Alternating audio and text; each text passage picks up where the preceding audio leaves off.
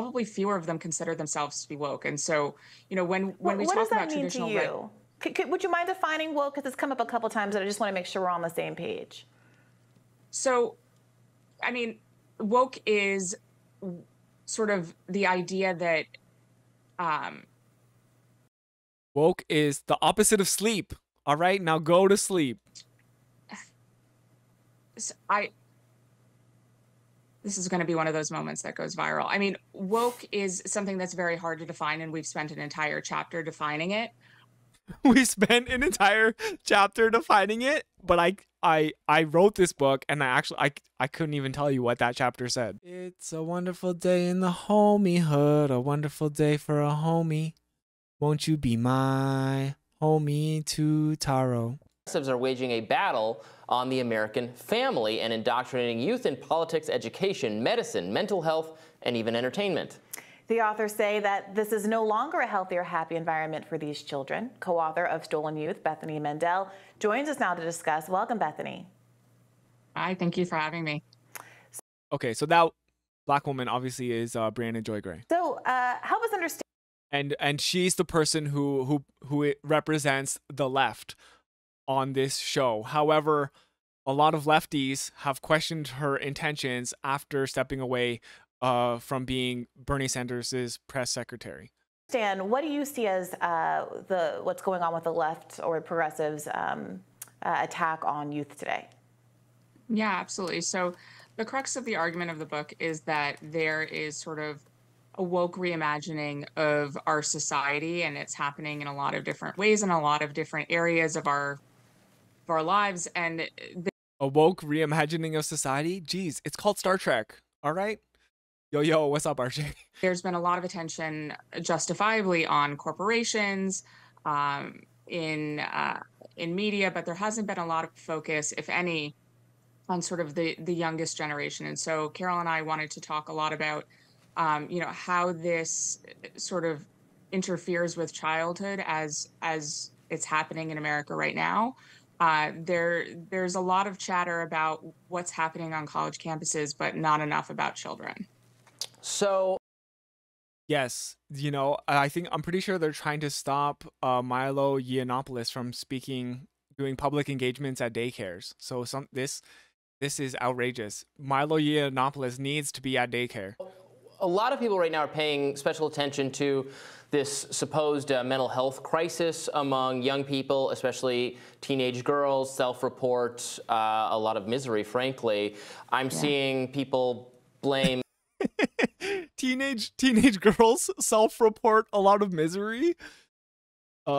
Yeah, have you ever met a teenage girl, like various things, or even a teenager in general? Like, a lot of people say it's social media or their cell phones. Yeah, I think obviously the mental health was going to be impacted by COVID and everything being shut down and kids having their social lives and their school lives so disrupted for so long.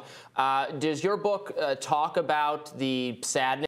Yes, breaking news: teenagers unhappy with life. Same though. That young people are feeling, and identify a culprit and hopefully a solution?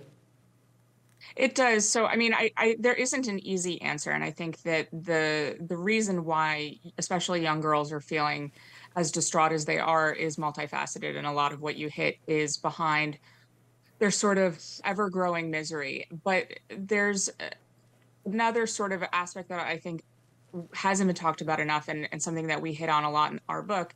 And it's sort of this this martyrdom complex that a lot of young people are encouraged to adopt. Are Are young people developing a martyrdom complex? I feel like they're developing more of an apathy complex than martyrdom. But don't we recognize martyrs as like good people historically? I don't know. Is it bad to be a martyr? I think like in a way, yeah, sure, because you're basically doing like hustle culture for activism. But also I have immense respect for those people. And so, you kind of gain points among your peers when you talk about your mental illness, about your victimhood. And so one of the examples I think talking about mental illness or victimhood in a sense to gain favor amongst your peers is a real thing that exists. However, it's minuscule. excuse excuse me. It's minuscule in comparison to actual mental illness and actual victimhood. So to focus on like this 1% of people who are acting in bad faith is just like such a waste of energy. That I heard from a very wealthy mother in Silicon Valley of, you know, very, very upper class child, definitely in the top 5% of children in the world, honestly, as far as luck goes. And she said that she felt like she had to be a victim in some way in order to gain credibility among her peers. And so she sort of adopted What? mental. So all of this is her entire opinion based on one anecdote of like some rich children? Health condition that she didn't necessarily have, and a lot of that was egged on by TikTok. There's been a lot of these kinds It was TikTok. It was the Chinese app specifically. of things that have been written about as far as Tourette's syndrome goes, but she sort of just adopted this victimhood and then sort of it spiraled. And when you tell yourself something enough times, this is sort of cognitive behavioral therapy, when you tell yourself something enough times, it manifests in some truth. And so we talk about that. We talk about You immediately get the feeling that this woman has no idea what she's talking about. the loss of resiliency for this generation, but the depression that a lot of young people are facing. The loss of resiliency for this generation. What do they want us to do? I'm not even of like the younger generation, but like literally, what do they want us to do? The world is literally ending. Like climate change is real. We need to do something about it. Otherwise, the future of humanity will be put at risk. But then they're like, it's a lack of resilience. Well, what do you want us to do? Everything that we try to do gets squashed down by the powers that be. And then we're supposed to be resilient? What are we supposed to be resilient to? You want us to do a revolution and we haven't done it? Is that what you're telling me? Because I'm in. Again, it's mostly young girls, has a lot of culprits. How do you negotiate this idea of an outsized victim culture and people claiming mental health issues? Okay, I'm going to be real with you right now. The outsized victim culture there's a name for it. It's called conservatism. It's people like this woman, Bethany Mendel, saying that they are the victims, the way Jordan Peterson is constantly the victim. The actual victim complex is called conservatism. Issues that don't really exist, with a book and a discourse that's talking about the mental health issues that people do suffer and kind of framing kids as in a crisis. I mean, there's a kid on a milk carton on your book in a way that obviously points to the fact that there's something real there in your view. How do you disaggregate what might be characterized as a mental health crisis caused by a focus on mental health crises and the idea that we should be perhaps less attentive to the idea that people who say they have mental health crises are in fact experiencing mental health crises? Okay, that was honestly, I would have trouble answering this question. I don't even really understand what the question is. I think it's how do you differentiate from people who are actually experiencing these things and the people who are doing it to gain whatever, I don't know, social points. So it's hard to disentangle the two. And how do you know when a child is experiencing a genuine mental health crisis versus that of a child who is sort of perpetuating their own misery in order to Yes, how do you do it? gain credibility among their peers? And it's hard to know where one starts and one stops. But there is One might say it's actually impossible to know. a line between having an honest and frank conversation about the mental health crisis that children are facing, in large part because of what we did to them over COVID, and sort of the perpetuation of victimhood. And so that's sort of the line that we try to address in Stolen Youth of where does one start and one stop? But the answer isn't necessarily clear. But what The answer isn't clear. Yes. And you're not a professional. You do not actually do this work where you work with children to help them fix their problems. You're just somebody who wrote a book about how children are self-victimizing themselves as a result of woke culture, whatever that is. We address as sort of the way forward is to not idolize and to not sort of amplify mental health crises as Yes. Do not idolize mental health crises. Just don't talk about it at all. as something that gains you credibility points. It's something that is not good, that requires sort of treatment and conversation instead of sort of social cred. My Martin in chat saying it's literally your job and you have no idea what she's talking about. Exactly. She doesn't know what she's talking about. Yeah, I think that's definitely true, and it's a phenomenon that I have observed, that I've discussed with people in my life who are educators and mental health professionals. I definitely never deny the reality that there's a certain kind of cultural cachet that's emerged of kind of hierarchies of oppression, let's say. Yeah. But I've also seen a lot of people across. It's true. The oppression Olympics thing does exist on some level, but it's a needle in a haystack compared to the actual problem. The political spectrum express frustration with that. So I wonder if you could get into how you see this as a war of the left against the right, because framing it that way, when I think this is a broad concern that a lot of folks have a problem with, does kind of also recreate this kind of victim paradigm where you have people saying we're being under attack by the left instead of kind of coming together and trying to resolve what I think is a broadly understood phenomenon. And so in this circumstance, there's a lot of things that are sort of a right versus left conversation, but this is not one of them. And I agree with you. I think that there are a lot of people for whom this argument resonates, and it's not just right-left issue. We hope that, parents of all political stripes will pick up the book. This is sort of a woke reimagining that We hope that everyone will give me money for having these horrible, uneducated opinions. is very, very, very far left. Only 7% of Americans consider themselves very liberal, and probably fewer of them consider themselves to be woke. And so, when we talk about traditional, what does that mean to you? Would you mind defining woke? Because it's come up a couple times, and I just want to make sure we're on the same page. So, I mean, woke is sort of the idea that Woke is the opposite of sleep. All right, now go to sleep. This is going to be one of those moments that goes viral. I mean, woke is something that's very hard to define, and we've spent an entire chapter defining it. We spent an entire chapter defining it, but I wrote this book, and I couldn't even tell you what that chapter said. It is sort of the understanding that we need to totally reimagine and redo society in order to create hierarchies of oppression. Sorry.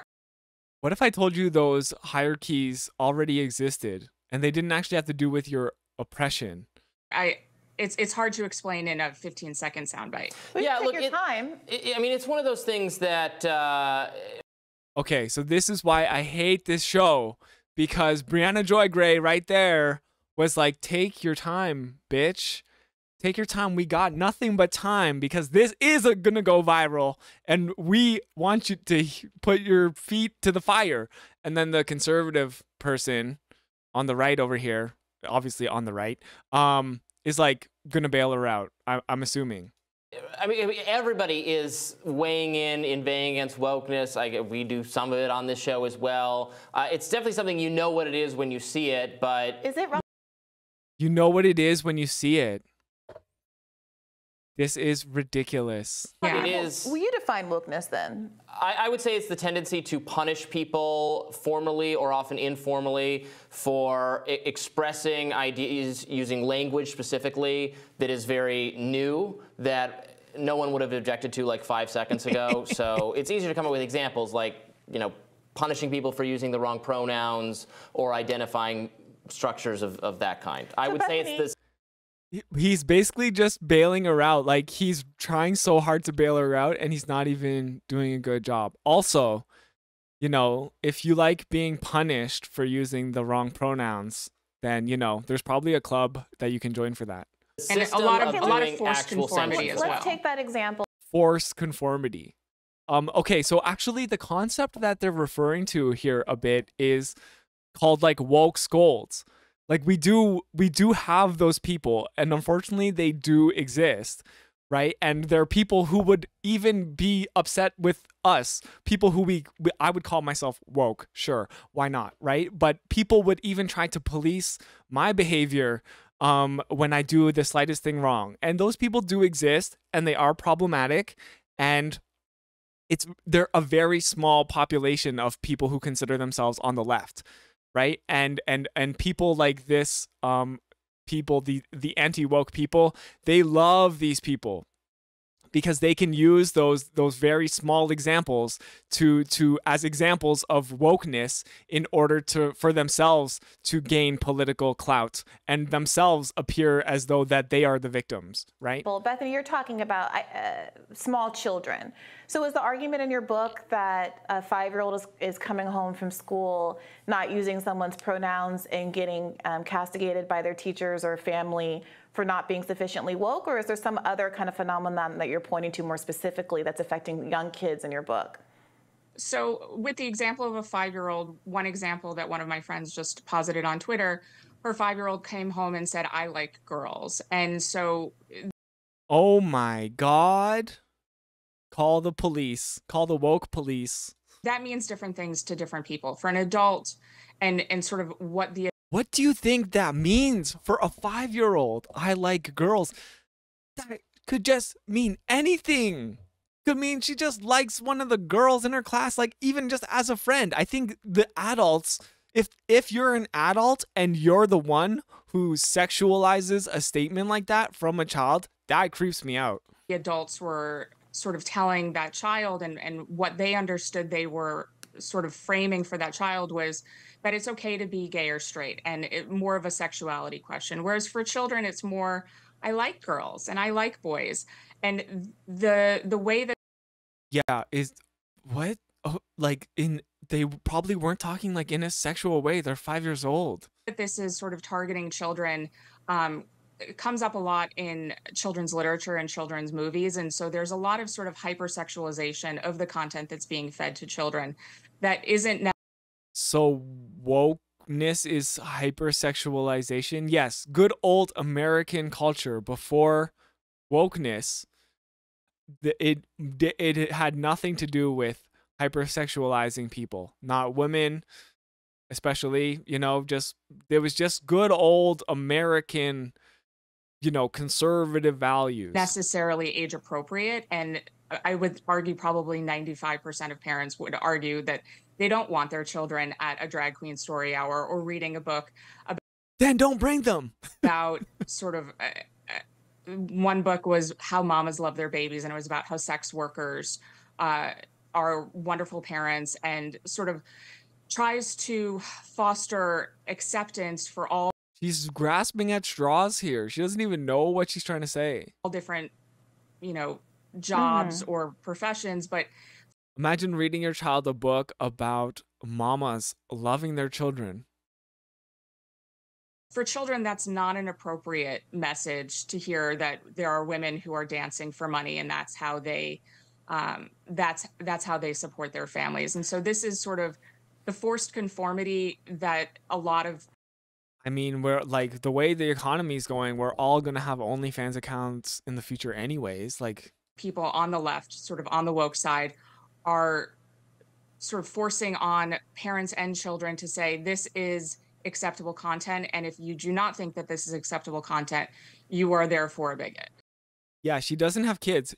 When someone publishes a book, you don't have to read the book to your kid. So Bethany, I saw that tweet that you mentioned. It was someone who said, I was recently at my friend's son's 8th birthday party. I was chatting with one of the moms, and she said that her 5-year-old daughter came home from school and said she likes girls, and that her teacher said that's okay. So the response seems to have been that's okay, without more editorializing about whether it's sexual or not. Although you quote tweeted it saying, talking about sexuality with young children weird again. Make that weird again. Yeah.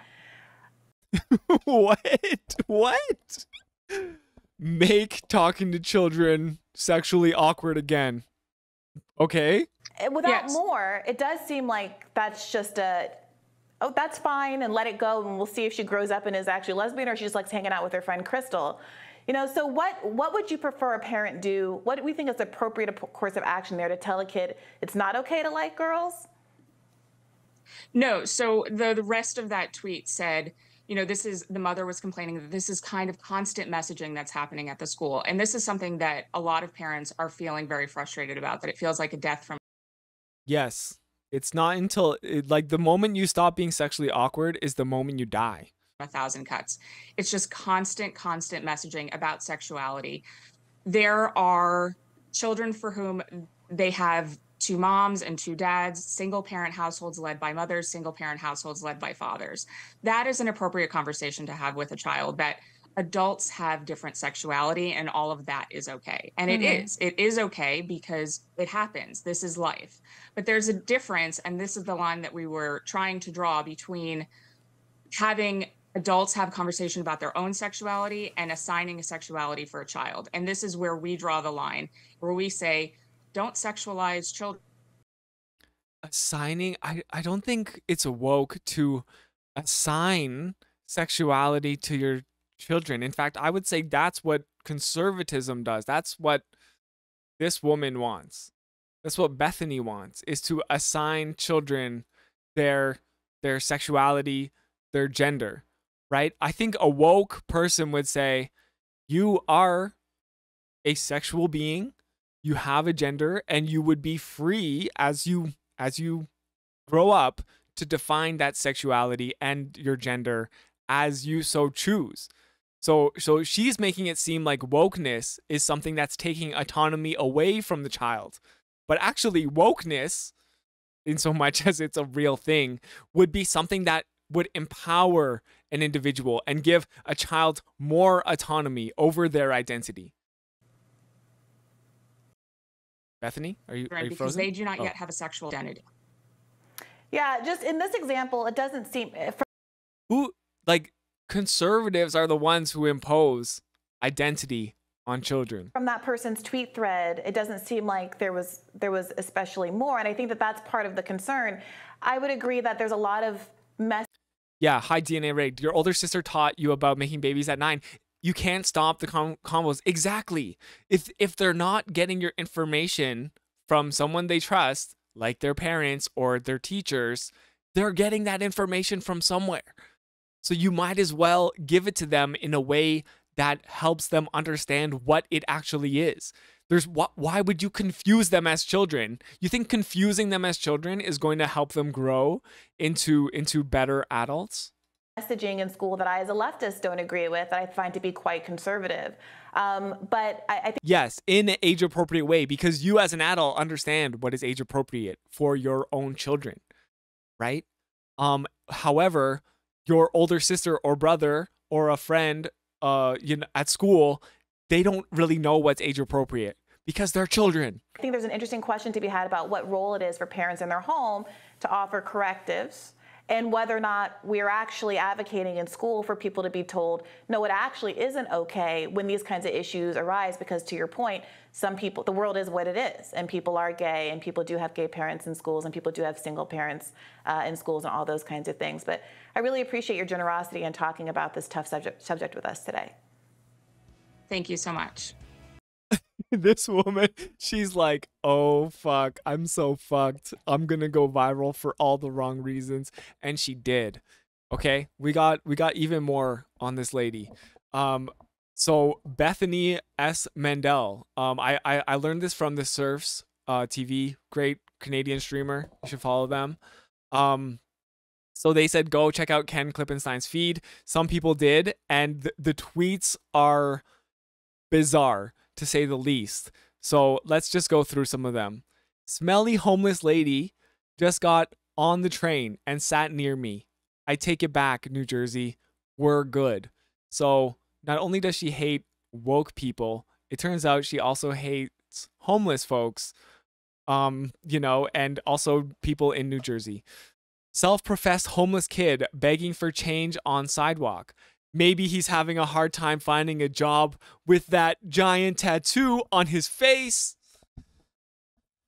Now, my understanding is people don't usually get face tattoos out of their own choice. Often there are things that are put on them against their will, or if you're a famous rapper, maybe you are someone who's into face tattoos. Bethany S. Mandel here coming again with the hot tweets. Homeless people are crazy and fun to hang out with, but not to smell. What a night. Okay? Why is she getting so close to homeless folks that like she's like sniffing up on them? I don't know. Like I don't even get close to like housed folks and smell them. My maid is effing hilarious. Okay, of course this lady has a maid. Last week I was close to firing her, but now I never can. What? How? I don't even know what she's linking there, but okay, she has a maid. Like basically she's like, she's the anti-woke. She's a class traitor. I was so irate at Kosher Mart yesterday that they told me they'd refund my whole order before I was even finished yelling. So she thought that this was a good thing, that she was so angry at, I assume she's talking about Walmart. But is she saying that Walmart is controlled by Jews in this? Anyways, we're getting very, very strange. V from TO, if you have a link, you can send it over.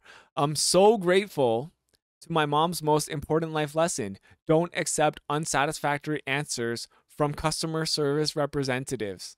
So you can see here that she's hungry for power and she's on a quest to become the world's most Karenist Karen.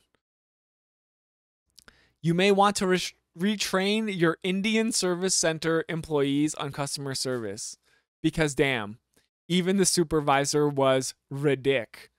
It's like, oh my God.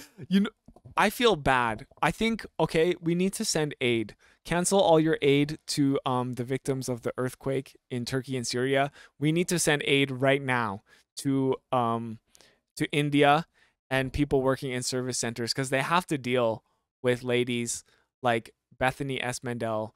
It's actually amazing her name is not Karen in real life.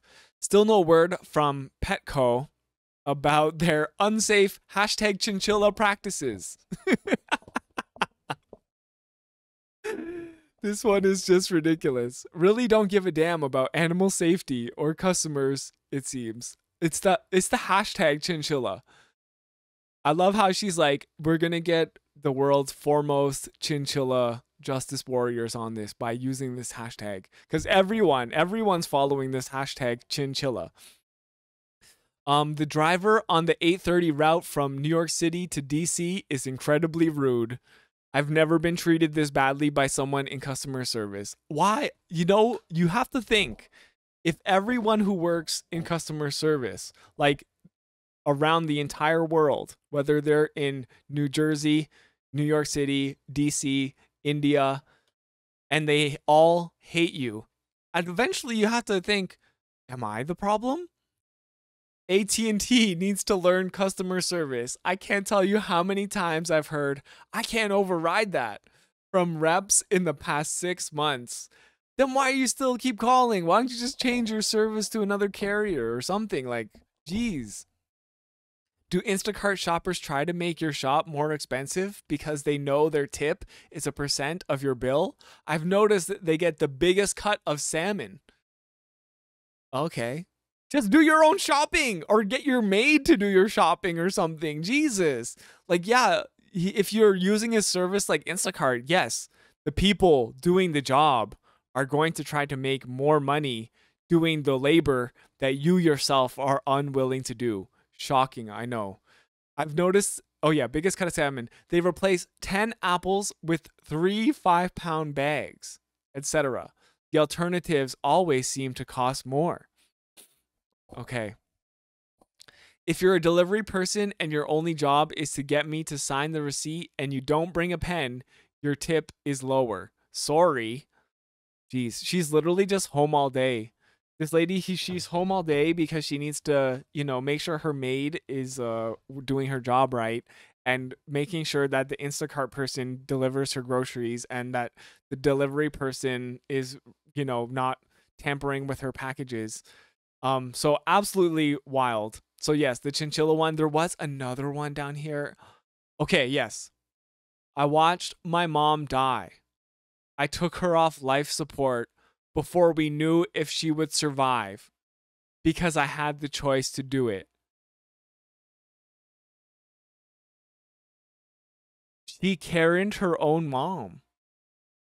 She's like, she asked her mom if she could speak to the manager, and she was hooked up to life support. And so life support was the manager, and she unhooked that manager.